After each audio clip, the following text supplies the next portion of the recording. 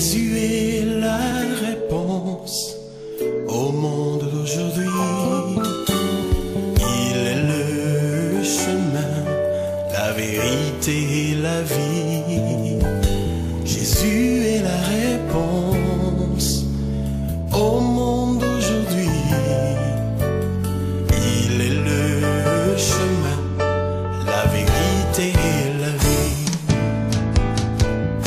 Si tu as des questions qui n'ont pas de solution, tu te sens découragé, tu ne peux avancer. Souvent, prisonnier de ta vie passée qui revient, que tu ne peux oublier. Mais aujourd'hui, je te le dis, Jésus est là pour toi. Bonsoir. Effectivement, Jésus est la réponse au monde d'aujourd'hui. C'est le chemin, la vérité, la vie. Quand on a des problèmes, la question serait, à qui irions-nous? Très sérieusement, je dirais pour qu'à Jésus. Donc, comme d'habitude, je vais faire un petit résumé de ce que j'ai dit hier soir. Et on va attaquer la méditation d'aujourd'hui. Hier soir, c'était « Comment va votre vision spirituelle ?» Donc, on a lu un récit de Jésus dans Jean 9, versets 15 à 17, où il rencontre un aveugle-né et il décide de le guérir. Donc, tout le monde est étonné, c'est un miracle étonnant, stupéfait. Donc, les pharisiens n'y croient pas, et surtout que Jésus a fait cette guérison le jour du sabbat. Donc, ils décident d'intervenir parce que ce sont les policiers du sabbat, enfin, c'est toute la loi. Et donc, ils vont interroger les parents. Les parents, eux, ils n'ont qu'un doute, leur fils est vraiment né aveugle. Donc, je rappelle, c'est dans Jean 9, versets 15 à 17, pour ceux qui veulent revoir l'histoire. Et donc, les parents disent, oui, notre fils, il est né aveugle, là, maintenant, il voit, mais bon, demandez-lui. Et là, on voit tout de suite que les parents, ils ont un petit peu peur des pharisiens. Et l'homme, lui, il n'a aucun problème. Il ne voyait pas, maintenant, il voit. Et là, il a la foi en Jésus. Et tout de suite, quand il a été guéri, il s'est mis à voir par la foi, parce qu'au verset 17, il dit que c'est un prophète, et au verset 38, on voit qu'il reconnaît Jésus comme Seigneur parce qu'il se prosterne à ses pieds. Et la question, hier, c'était qu'en est-il de nous aujourd'hui? Comment va notre vision spirituelle? Quelle vision qu'on a de Jésus? Est-ce que c'est juste un concept, un personnage de la Bible, un personnage historique, ou c'est un personnage réel qui vit, qui veut prendre soin de nous et avec lequel on converse ou on négocie tous les jours pour le laisser faire dans notre vie? Quelle vision on a de Jésus? Et la prière que je conseillais, c'est de demander au Seigneur de nous aider à voir beaucoup plus clairement qu'aujourd'hui. Parce qu'il nous a laissé une bonne nouvelle dans la Bible. Mais aujourd'hui, quand on s'analyse, on se regarde, on regarde autour de nous les chrétiens, est-ce que dans notre manière de vivre, on voit les uns les autres qu'il y a une bonne nouvelle qui nous anime? C'est une très bonne question. Et donc, dans la suite de l'histoire, dans Jean 9, des versets 24 à 27, on a vu que les chefs religieux sont mis en colère, donc ils l'ont chassé.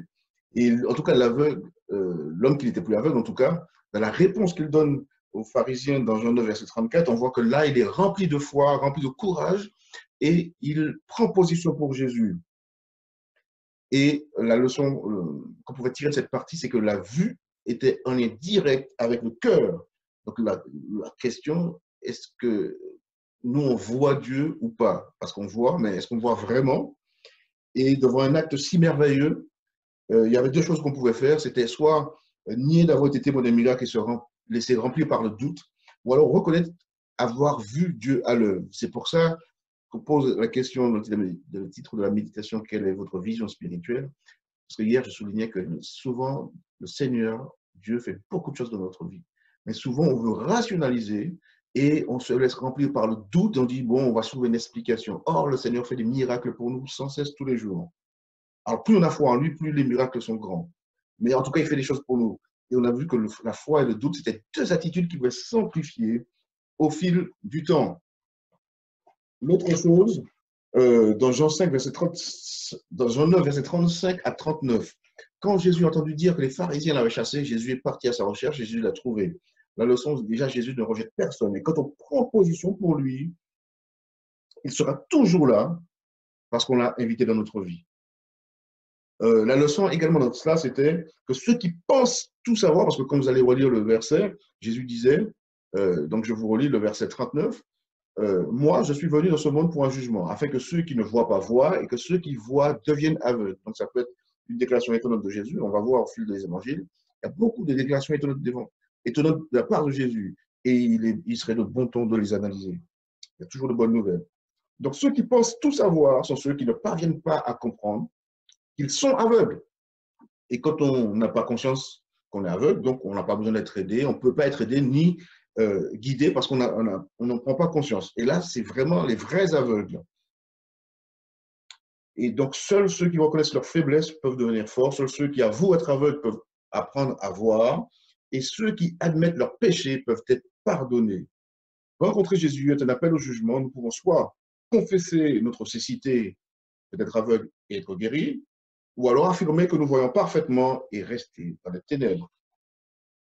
La dernière chose, Matthieu 12, 31 à 32, rapport avec le fait d'être aveugle, là on parlait, j'ai voulu toucher le point de l'aveuglement volontaire, parce que Jésus disait qu'il y a un péché tout péché peut être pardonné, mais il y a un péché qui était grave, qui pouvait être pardonné ni dans ce siècle, ni dans le siècle à venir. Et il parlait du péché contre le Saint-Esprit.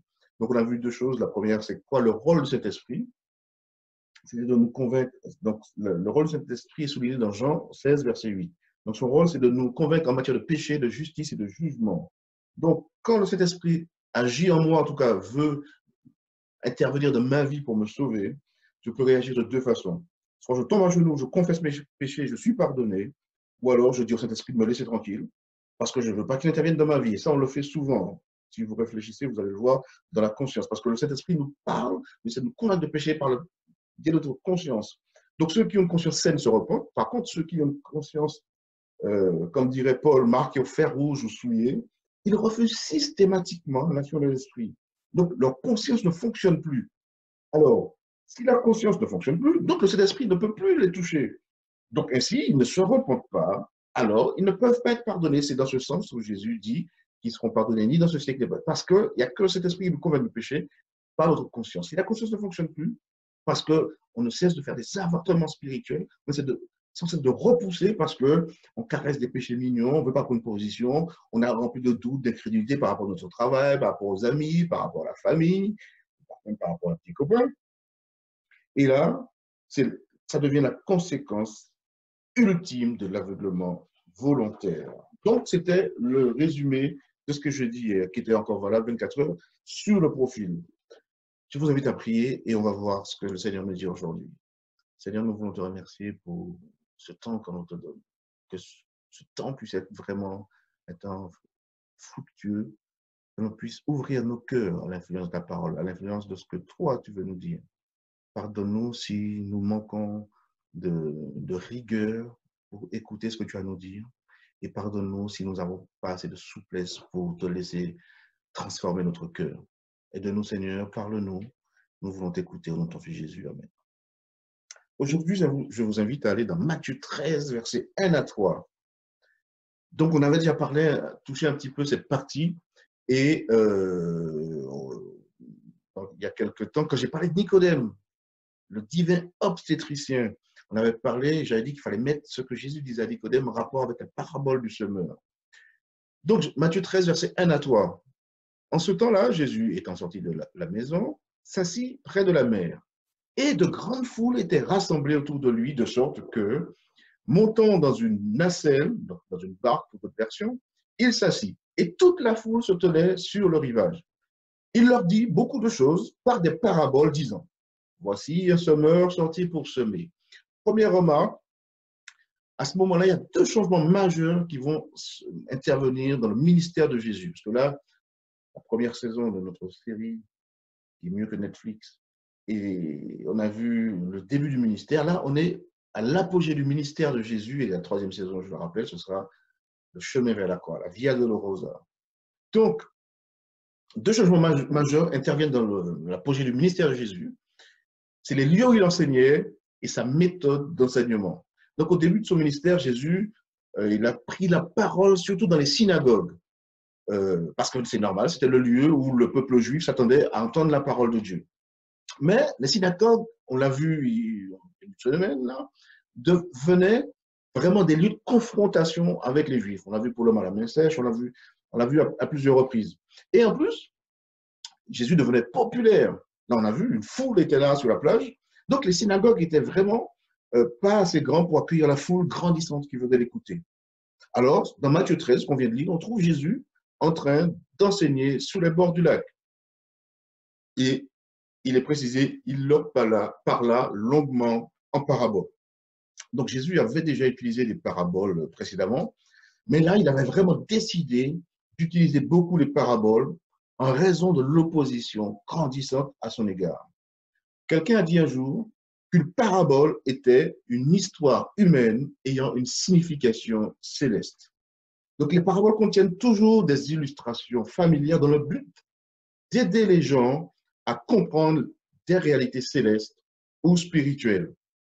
Pour Jésus, enseigner en parabole avait plusieurs avantages. La première, c'était un moyen sûr d'enseigner, parce que beaucoup de gens cherchaient à le tuer. Or, en parlant en parabole, Jésus pouvait enseigner de manière à ne pas s'attirer la colère de ses ennemis, et surtout, ses ennemis ne pouvaient pas utiliser ses paroles contre lui, parce qu'en fait, ils étaient toujours à l'affût. On a vu Jésus traverser un champ, on se demandait où ils étaient, est-ce qu'ils étaient cachés dans les sillons, parce que les disciples ont arraché du blé, ils interviennent. Donc, ils étaient tout le temps à l'affût. Au moins de paroles, au moins de gestes. Et là, Jésus, en parlant en parabole, s'attirait moins les fureurs de ces gens. En plus, il ne pouvait pas utiliser les paroles contre lui. Et pour l'autre avantage, c'est que les gens aiment les histoires. Donc aujourd'hui, vous et moi, nous aimons les histoires. Et à l'époque de Jésus, ils n'étaient pas différents. Et les histoires également permettent de capter l'attention des auditeurs. Mais les paraboles avaient une saveur toute particulière. Elles restaient gravées dans l'esprit des gens. Dans les paraboles de Jésus, à la page 14, Ellen White dit ceci. Plus tard, ceux qui avaient entendu illustrer ainsi les enseignements par des objets qui leur étaient familiers pouvaient se rappeler les exhortations du divin maître. Ces paroles devenaient alors de plus en plus claires dans la pensée de ceux qui avaient ouvert leur cœur à l'action du Saint-Esprit. Les mystères s'éclaircissaient et ce qui avait d'abord été difficile à saisir devenait évident. On peut facilement imaginer cela. Jésus parlait des champs, des oiseaux, de laboureurs. Donc, et on avait en face des auditeurs, en dehors des juifs, des scribes, des sadducéens, des gens qui étaient vraiment de milieu modeste. Donc, quand Jésus parlait de choses qu'ils pouvaient vraiment concrétiser dans leur esprit, si Jésus parlait d'une hache, le lendemain, le bûcheron, en utilisant sa hache, il se rappelait ce dont Jésus parlait. Donc, Jésus avait utilisé une manière efficace pour pouvoir parler et toucher les gens, et surtout les pousser à réfléchir. Ça, on va le voir plus tard. Les paraboles de Jésus ont toujours un contexte. Les chapitres 11 et 12 de Matthieu soulignent que Jésus avait été rejeté par de nombreuses personnes. Donc, c'est ce qui l'incita, on l'a vu, à changer totalement de méthode. Et donc, on constate au chapitre 13, il commence à parler en parabole. Quand Matthieu a écrit son évangile, donc c'était des décennies après la mort de Jésus, il a dû faire face à un dilemme et se demander, et vous et moi on peut se poser la question, pourquoi il était rejeté par tant de gens, le Messie, alors que cette réaction des gens ne coïncidait pas avec leur attente eschatologique. Ils attendaient quelqu'un qui allait venir, longtemps ça avait été annoncé, et pourquoi tant de gens l'ont rejeté? Il ne faisait que du bien. Vous et moi, on devrait se poser cette question. Et pourquoi certaines personnes l'ont accepté alors que beaucoup l'ont rejeté? Donc Jésus, dans Matthieu 13, apporte une réponse à cette question avec la parabole du semeur. Et c'est peut-être pour ça que Matthieu a trouvé bon, la manière dont il a structuré son livre, de placer cette parabole. Donc pour résumer la parabole du semeur, parce qu'on ne va pas tout lire, j'imagine que la plupart d'entre vous connaissez la parabole du semeur. Je rappelle que c'est dans Matthieu 13, à partir du verset 1, et les versets suivants. Donc la parabole du semeur, c'est un semeur qui est sorti pour semer, il sema les grains, et le vent a disséminé les grains. Donc certains grains sont tombés dans le chemin, d'autres dans la terre pierreuse, donc dans les mauvaises herbes, et ensuite donc dans la bonne terre. Et après, voilà. Et pour résumer cette parabole, je vous invite à la lire chez vous et à vous rappeler ce qu'on a pu se dire ce soir. Jésus déclare là dans Matthieu 13 que l'origine du problème n'est pas Dieu. Il fait en sorte que l'évangile soit prêché à toutes les catégories de personnes, donc c'était les différents terrains, mais toutes ne réagissent pas de la même façon. Donc cette parabole contient deux vérités essentielles. Les semences semblent être les mêmes pour tous les terrains, ils sont tous considérés de la même manière, ils reçoivent tous la même parole. Donc les grains là, du semeur, ce sont les mêmes grains pour tout le monde, et donc il n'y a pas certains grains qui étaient de meilleure qualité que d'autres. Donc les semences sont les mêmes pour tous les terrains. Donc, si les semences sont la parole, donc tous les terrains reçoivent la même parole. La deuxième chose, la deuxième vérité essentielle, c'est que tout le monde entend le message. Ce qui diffère, ce n'est pas l'écoute, mais la réaction des auditeurs. Tous les êtres humains sont les disciples potentiels du Christ, dans le sens où ils peuvent tous accepter son message. La parole est distribuée équitablement à tout le monde. La même parole pour tous les terrains. Et tout le monde l'entend. Le fait que cela devienne une réalité ne dépend pas de la transmission du message, mais de sa réaction. Dans cette parabole, Jésus définit 4 types de terrains, dont 3 ne parviennent pas à faire fructifier la parole. Donc on peut déjà souligner 2 points. Ceux qui reçoivent la parole et restent fidèles sont en minorité, 1 personne sur 4. C'était vrai du temps de Jésus, puisqu'on a dit que les paraboles, quand Jésus donne la parabole dans Matthieu 13, il est dans un contexte particulier et Jésus ne dit rien au hasard, il donne ça à dessein. Donc c'était vrai du temps de Jésus et c'est vrai encore aujourd'hui. Ceux qui reçoivent la parole et restent fidèles sont toujours une minorité. Si vous voulez, lisez encore les paroles de Jésus, un petit reste sera sauvé. Le deuxième point qu'on peut souligner, c'est la façon dont on répond à ce message. C'est la façon qu'on répond à ce message qui nous permet de le faire fructifier. Le message général de cette parabole du semeur, pour les disciples de l'époque comme pour nous aujourd'hui, est que nous ne devons pas renoncer lorsque le résultat de nos efforts semble décevant. Notre responsabilité consiste à semer la parole, quels que soient les résultats apparents de nos actions. Moi, j'avais l'habitude de dire, et même si je le maintiens encore, qu'on ne peut pas donner ce qu'on n'a pas. Là où ce n'est pas totalement vrai, c'est que la parole ne nous appartient pas, vous et moi. La parole, c'est la parole de Dieu. Donc, on peut la donner de différentes manières. On peut la donner par la page imprimée. On peut la donner, et là, c'est très concret, par notre témoignage. Et on peut la donner de manière concrète également dans la compassion. Et on l'a vu également dans les béatitudes. Et on a vu que souvent, et vous voyez tous les soirs, il y a quelque chose qui va nous ramener au cœur. Et je pense que même si on n'a pas toutes les connaissances, déjà si on a l'appréciation de ce que Dieu a fait pour nous par notre cœur, on peut transmettre la parole d'une certaine manière sans entrer dans de grandes envolées théologiques. Il faudrait encore déjà que cette parole soit tombée dans la bonne terre chez nous. Mais le titre de la méditation ce soir, je ne sais pas si je l'ai précisé, c'était Semons. Donc, c'est notre rôle d'évangélique à vous et moi. Et là, je sais un peu les gens qui m'écoutent, et là, ça concerne vraiment tout le monde. Je vous invite, alors, dans Matthieu 13, verset 18, là, on trouve quelque chose de rare. Vous donc, écoutez la parabole du semeur, parce que les disciples, eux, ils n'ont pas tout compris. Et ils demandent à Jésus, mais pourquoi tu parles en parabole? Et là, Jésus, dans Matthieu 13, verset 18 à 23, on trouve quelque chose de rare dans les évangiles. Jésus explique chaque partie de la parabole du semeur, qu'on trouve déjà au verset 3 et 8. Et là, je n'ai pas fait l'inventaire, mais je ne crois pas qu'il y ait tellement d'autres paraboles où c'est rare. En tout cas, c'est l'une des rares paraboles que Jésus prend le temps d'expliquer. En tout cas, il explique chaque partie de la parabole. Donc, vous pouvez lire Matthieu 11, verset 3, Matthieu 13, verset 3 à 8, et ensuite les versets 18 à 23, et là, vous trouvez donc la parabole et l'explication directement donnée par Jésus. Cet enseignement était essentiel pour les disciples.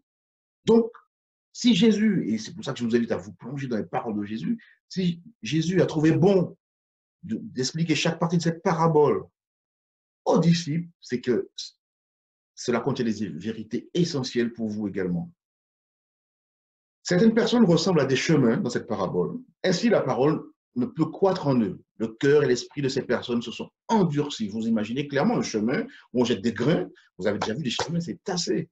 Et là, souvent entre les champs, on voit bien que donc les herbes poussent. Il y a des endroits où ça ne pousse pas. Même les mauvaises herbes ne peuvent pousser parce que le terrain est durci et tassé. Donc certaines personnes sont comme, ressemblent à ces chemins et leurs cœurs se sont vraiment endurcis.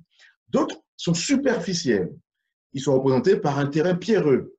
Donc, ce sont des personnes qui sont de la bonne terre, il y a de l'espoir, mais les racines ne peuvent s'enfoncer.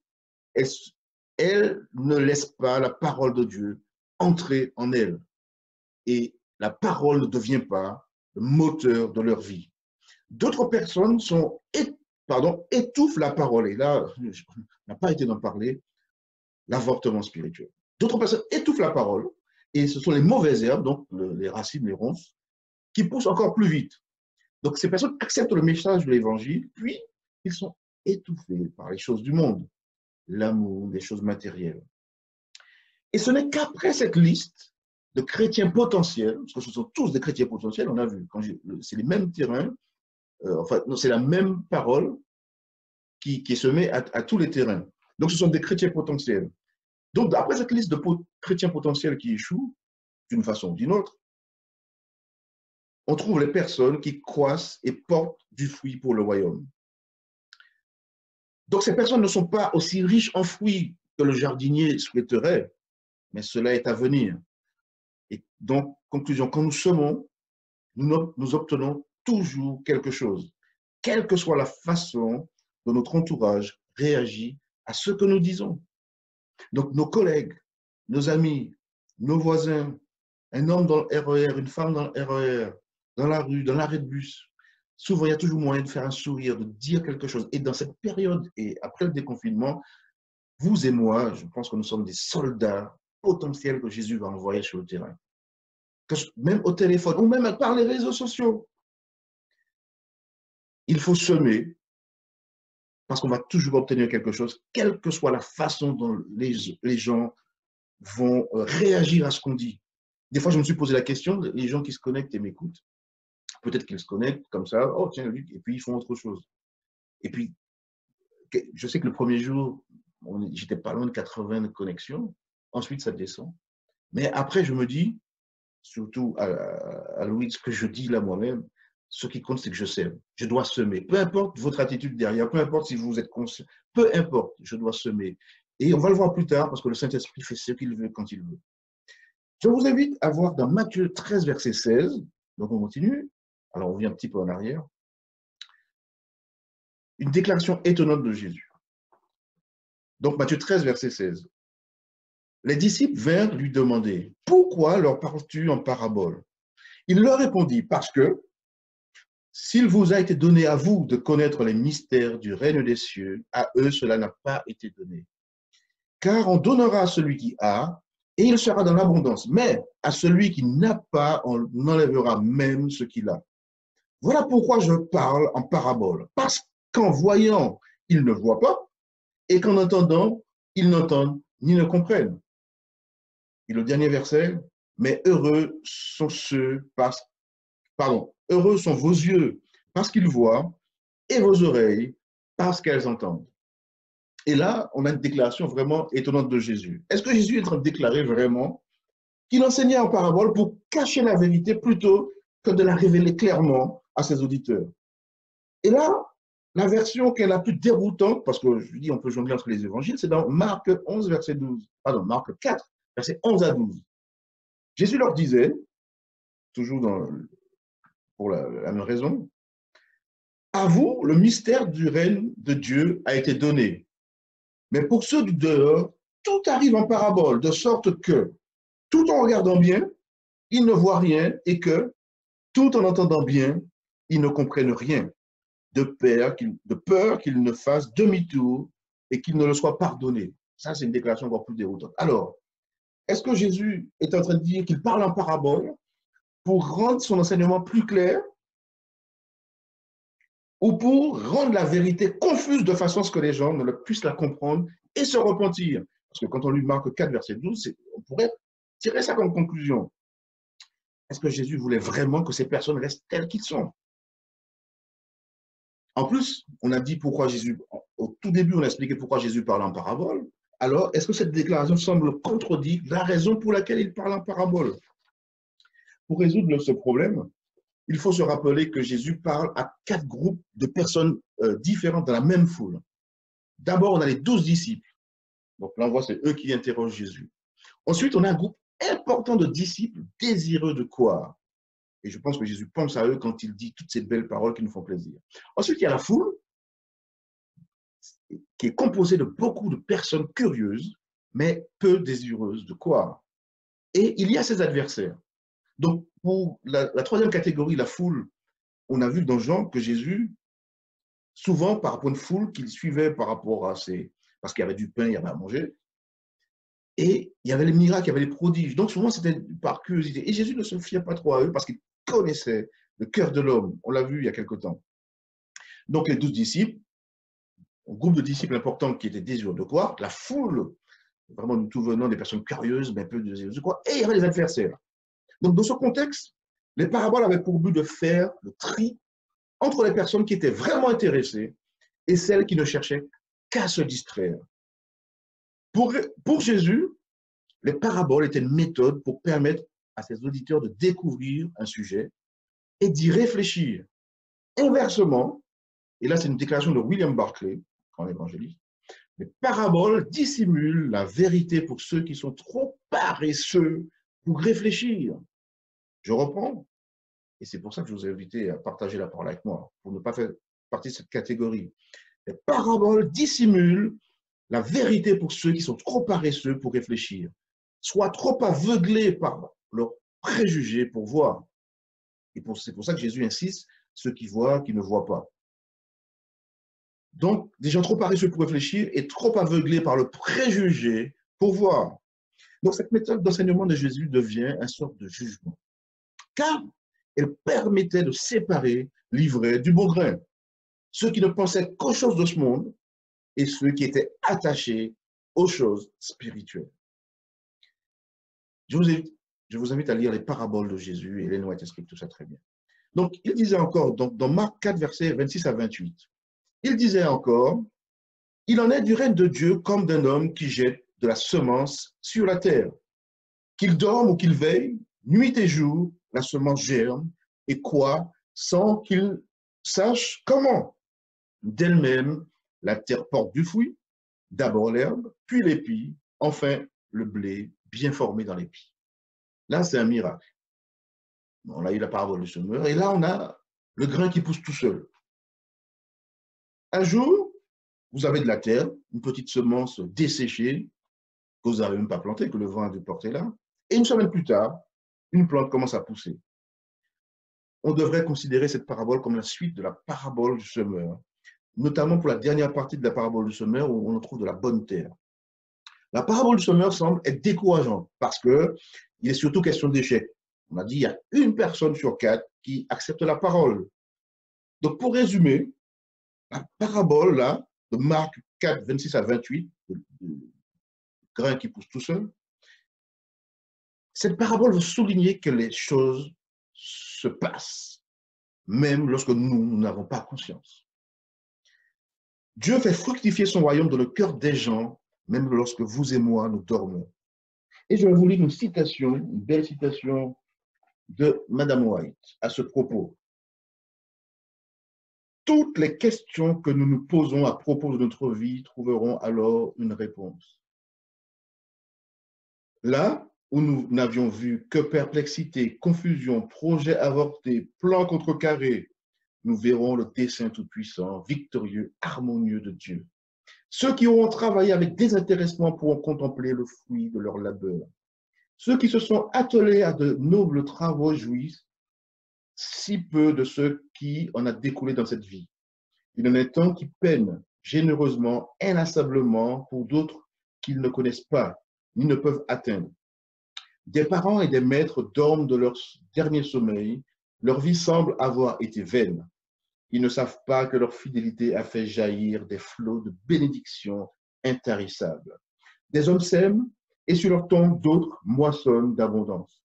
Ils plantent des arbres et d'autres en mangent le fruit. Ici-bas, ils se contentent de savoir qu'ils ont mis en œuvre les forces du bien. Dans l'au-delà, nous verrons chaque effort avec ses résultats. Donc, vous êtes dans une série Good News, Bonne Nouvelle. La bonne nouvelle ce soir, comme pour nous et pour les autres, c'est le Saint-Esprit qui fait. Ne soyons pas découragés par ce que nous voyons. Le Saint-Esprit est à l'œuvre, même si nous ne comprenons pas toujours cette voix. Pour les couples qui sont là, mari et femme, peut-être qu'il y a certains maris ou certaines épouses, notre avancement spirituel n'est toujours pas le même.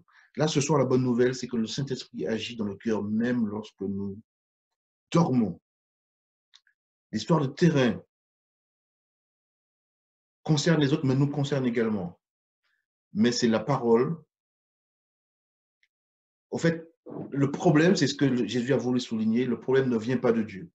Ça ne vient pas non plus de la parole, ça vient de la réaction qu'on a vis-à-vis de la parole. Et comme je vous le disais, là, on touche toujours encore au cœur, mais c'est le Saint-Esprit qui agit sur le cœur. Nous ne savons jamais quand le Saint-Esprit agit. Donc, par la page imprimée, par le témoignage, par les actions concrètes, compatissantes, nous pouvons toujours semer la parole et le Saint-Esprit va toujours agir. Et c'était ce que je voulais laisser ce soir, vous montrer que tout comme notre conversion, c'est par un miracle étonnant que ça le fait, mais souvent, on se sent impuissant, démuni face à des collègues, face à son chef, face à des choses, des gens de notre famille, parce qu'on ne sait pas, on voudrait qu'ils connaissent Jésus, on voudrait, et on s'inquiète là-dessus. Et là, la bonne nouvelle ce soir, Jésus nous dit non.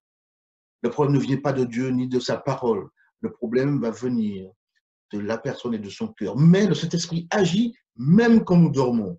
Alors, contentons-nous de semer, d'être disponibles et d'être juste des soldats prêts à agir quand le Seigneur va nous le dire. C'était là mon message ce soir. Je vous remercie d'être. Merci Seigneur de nous avoir accordé ce moment avec toi où tu nous dis que ne nous inquiétons pas. Le terrain, c'est une chose, l'homme a le libre arbitre, mais ton Saint-Esprit agit constamment. Tu veux juste qu'on soit disponible pour encore semer la bonne parole. Que nous-mêmes soyons de bons terrains, la bonne terre, pour que ta parole puisse vraiment fructifier dans nos vies, transformer nos cœurs et que nous soyons des soldats disponibles pour tendre la main et la parole aux autres. Merci Seigneur de nous qualifier pour cette œuvre. Merci également de nous protéger, de nous garder durant ces temps difficiles au nom de ton Fils Jésus. Amen.